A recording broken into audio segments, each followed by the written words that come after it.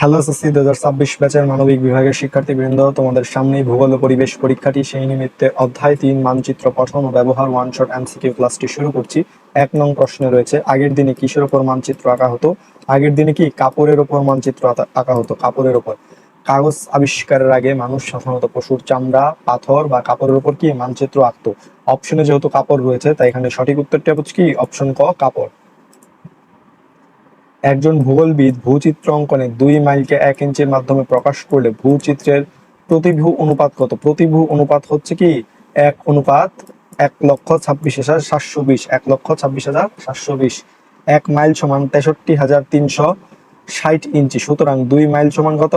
1,26,720 ইঞ্চি। যেহেতু প্রতিভু অনুপাত উভয় পাশের একক সমান হতে হয়, তাই কি 1 ইঞ্চি সমান কি 1,26,720 ইঞ্চি। তাই এখানে সঠিক উত্তরটা হচ্ছে কি অপশন ঘ। স্কেল অনুসারে মানচিত্র কত প্রকার? স্কেল অনুসারে হচ্ছে মানচিত্র কত প্রকার? মানচিত্র 2 প্রকার। স্কেল অনুসারে মানচিত্র প্রথমত 2 প্রকার। এক ক্ষুদ্র স্কেল মানচিত্র, আরেকটা হচ্ছে কি বৃহৎ স্কেল মানচিত্র। তাই এখানে সঠিক উত্তর কি 2। গ্রামীণ অবকাঠামো তুলে ধরার জন্য কোন মানচিত্র ব্যবহার করা হয়? গ্রামীণ অবকাঠামো তুলে ধরার জন্য কি ভূসংস্থানিক মানচিত্র ব্যবহার করা হয়। ভূসংস্থানিক মানচিত্রে প্রাকৃতিক ও সাংস্কৃতিক উভয় বৈশিষ্ট্যই কি বিস্তারিতভাবে দেখানো হয়। তো এখানে সঠিক উত্তরটা হচ্ছে কি অপশন ক, ভূসংস্থানিক।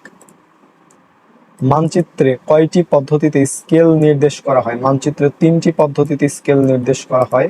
পদ্ধতিগুলো হলো 1 বর্ণনার সাহায্যে, 2 রেখাচিত্রের সাহায্যে, 3 প্রতিভু অনুপাতের সাহায্যে। তাই এখানে উত্তর কি 3টি। 1 মাইল সমান কত ইঞ্চি? 1 মাইল সমান কত? 63,360 ইঞ্চি। 63,360 ইঞ্চি। এটি একটি মৌলিক ধারণা এবং মনে রাখার মতো একটি বিষয়। এখানে সঠিক উত্তর কি 63,360। কোন মানচিত্রে প্রাকৃতিক ও সাংস্কৃতিক বৈশিষ্ট্য দেখানো হয়েছে? ভূসংস্থানিক মানচিত্রে। ভূসংস্থানিক মানচিত্রে কি প্রাকৃতিক ও সাংস্কৃতিক বৈশিষ্ট্য দেখানো হয়েছে। মানচিত্রকে ইংরেজিতে কি টপোগ্রাফিক ম্যাপ বলে। টপোগ্রাফিক ম্যাপ বলে, যা একটি কি নির্দিষ্ট এলাকার পাহাড়ি নদী, যেটাকে প্রাকৃতিক বলা হয়, এবং রেল লাইন, বস্তি, যেটা সাংস্কৃতিক, সবকিছুর কি খুঁটিনাটি দেখায়। তাই এখানে সঠিক উত্তরটা হচ্ছে কি অপশন ক, ভূসংস্থানিক। শ্রেণীকক্ষে শিক্ষাদানের কাজে সবাই কোন ধরনের মানচিত্র ব্যবহার করেন? সবাই কি দেয়াল মানচিত্র ব্যবহার করেন। দেয়াল মানচিত্র ব্যবহার করেন। অনেক শিক্ষার্থী একত্রে দেখার জন্য বড় আকারে ওয়াল ম্যাপ বা দেয়াল মানচিত্র সবচেয়ে সুবিধাজনক। তাই এখানে উত্তরটা হচ্ছে কি দেয়াল মানচিত্র। মৌজা মানচিত্রের বৈশিষ্ট্য কোনটি? মৌজা মানচিত্রের বৈশিষ্ট্য হচ্ছে কি নিখুঁত সীমানা। নিখুঁত সীমানা। মৌজা মানচিত্র সাধারণত গ্রাম বা ক্ষুদ্র এলাকার ব্যক্তিগত মালিকানার জমি ও সীমানা নিখুঁতভাবে দেখানোর জন্য ব্যবহার করা হয়। তাই এখানে উত্তরটা হচ্ছে কি অপশন ক, নিখুঁত সীমানা। ভূত্বক গঠনকারী শিলাসমূহের অবস্থান ও গঠনের উপর ভিত্তি করে কোন ধরনের মানচিত্র তৈরি করা হয়? যে ধরনের মানচিত্র তৈরি করা হয় সেটি হচ্ছে কি ভূতাত্ত্বিক মানচিত্র। ভূতাত্ত্বিক মানচিত্র। মাটির নিচে শিলার গঠন, খনিজ সম্পদ, যে মানচিত্র কাজ করে, খনিজ সম্পদ নিয়ে যে মানচিত্র কাজ করে, সেটাই কি ভূতাত্ত্বিক মানচিত্র বা জিওলজিক্যাল মানচিত্র। তাই এখানে সঠিক উত্তরটা হচ্ছে কি অপশন খ, ভূতাত্ত্বিক মানচিত্র বা জিওলজিক্যাল ম্যাপ।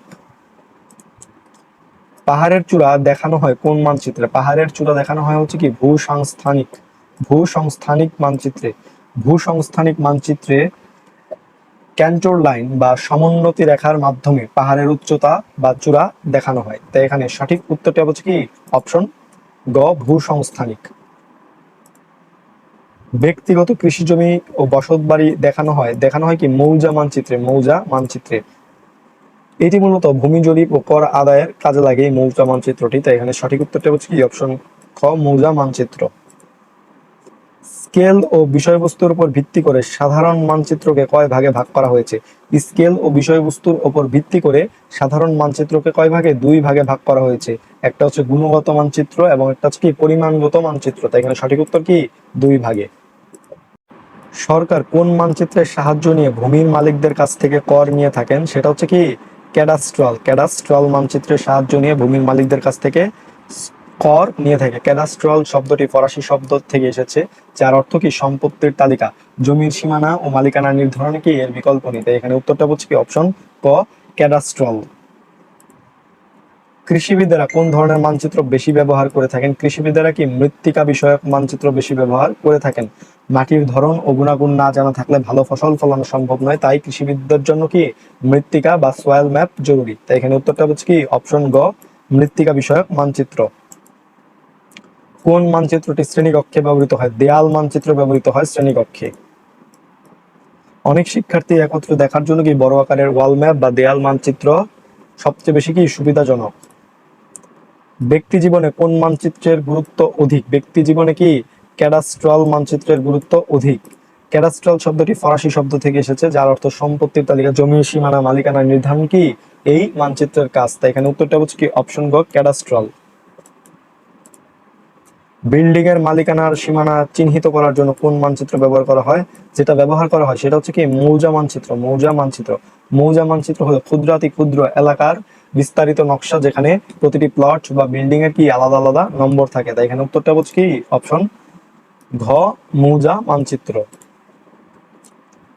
মানচিত্রে জেলা সীমারেখা কোন প্রতীকের মাধ্যমে দেখানো হয়? জেলা সীমারেখায় যে খ নাম্বার যে প্রতীকটা আছে, একটা দাগ, দুইটা ডট, আবার দাগ, দুইটা ডট, দাগ, এরকম চিহ্নের মাধ্যমে কি বা প্রতীকী চিহ্নের মাধ্যমে দেখানো হয়। এটি একটি আন্তর্জাতিক প্রচলিত চিহ্ন। তাই এখানে সঠিক উত্তর কি অপশন খ। মালভূমি দেখানো হয় কোন মানচিত্রে? মালভূমি দেখানো হয় কি প্রাকৃতিক মানচিত্রে। প্রাকৃতিক মানচিত্রে, প্রাকৃতিক মানচিত্রে ভূমি রূপের ধরন, পাহাড়, পর্বত, মালভূমি, সমভূমি ইত্যাদি দেখানো হয়। তাই এখানে উত্তরটা হচ্ছে কি প্রাকৃতিক। গ্রিনিচের দ্রাঘিমা কত? গ্রিনিচের দ্রাঘিমা হচ্ছে কত? 0 ডিগ্রি। 0 ডিগ্রি। লন্ডনের গ্রিনিচ মানমন্দিরের উপর দিয়ে যাওয়া কল্পিত রেখাকে কি মূল মধ্যরেখা ধরা হয়, যার মান 0 ডিগ্রি। তাই এখানে সঠিক উত্তর কি 0 ডিগ্রি। কোন দেশের 6টি প্রমাণ সময় রয়েছে? কানাডার 6টি প্রমাণ সময় রয়েছে। কানাডা দেশের 6টি প্রমাণ সময় রয়েছে।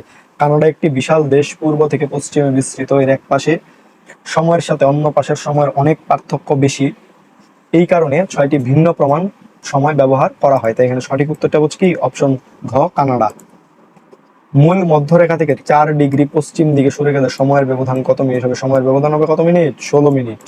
কেননা এক দ্রাঘিমার জন্য সময়ের পার্থক্য 4 মিনিট, অতএব 4 ডিগ্রি দ্রাঘিমার জন্য কি সময়ের পার্থক্য 4 4 16 মিনিট।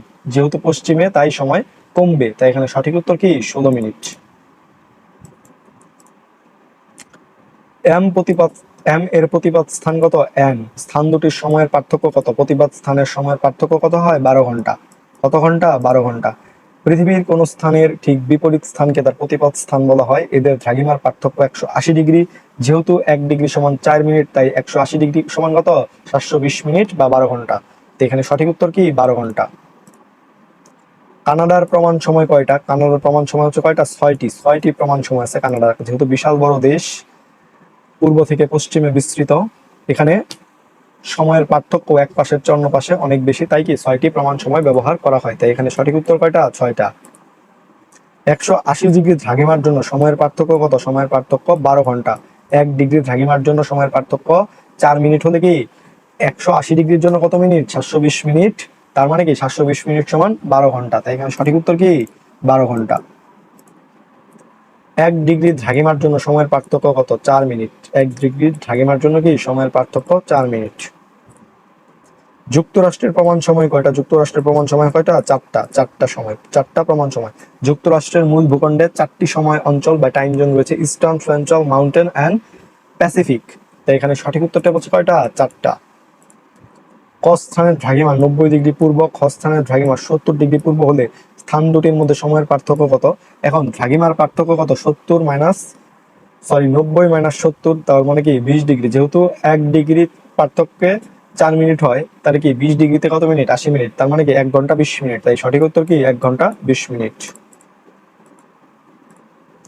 ভৌগোলিক তথ্য সংরক্ষণ বিশ্লেষণ ব্যবস্থাকে কি বলা? সংরক্ষণ ও বিশ্লেষণ ব্যবস্থাকে বলা হয় হচ্ছে কি জিআইএস। জিআইএস, জিআইএস এর পূর্ণরূপ হলো কি জিওগ্রাফিক ইনফরমেশন সিস্টেম। এটি মানচিত্রকে ডিজিটাল ভাবে বিশ্লেষণ করার একটি শক্তিশালী মাধ্যম বা টুল। তো এখানে সঠিক উত্তর কি জিআইএস। জিআইএস সর্বপ্রথম কোন দেশে ব্যবহার করা হয়? ব্যবহার করা হয় হচ্ছে কোথায়? কানাডায়। সর্বপ্রথম কানাডায় ব্যবহার করা হয়। 1960-এর দশকে রজার টমলিনসন কানাডায় প্রথম কি ভূমির ব্যবহার তথ্য সংরক্ষণের জন্য এটি শুরু করেন। তাই এখানে সঠিক উত্তর কি কানাডায়। প্রথম জিআইএস আবিষ্কৃত হয় কত সালে? প্রথম জিআইএস আবিষ্কৃত হয় কি 1968 সালে। 1968 সালে, 1960-এর দশকের মাঝামাঝি 1968 সালে কানাডায় কি জিআইএস এর মাধ্যমে কি আনুষ্ঠানিক যাত্রা শুরু হয়। তাই এখানে সঠিক উত্তর কি 1968। তো এই ছিল ভূগোল ও পরিবেশ অধ্যায় 3 মানচিত্র পঠন ও ব্যবহার ওয়ান শট এমসিকিউ। পরবর্তী ক্লাসগুলো আসছে, তোমাদের সকলের জন্য শুভকামনা থাকলো। ধন্যবাদ সকলকে।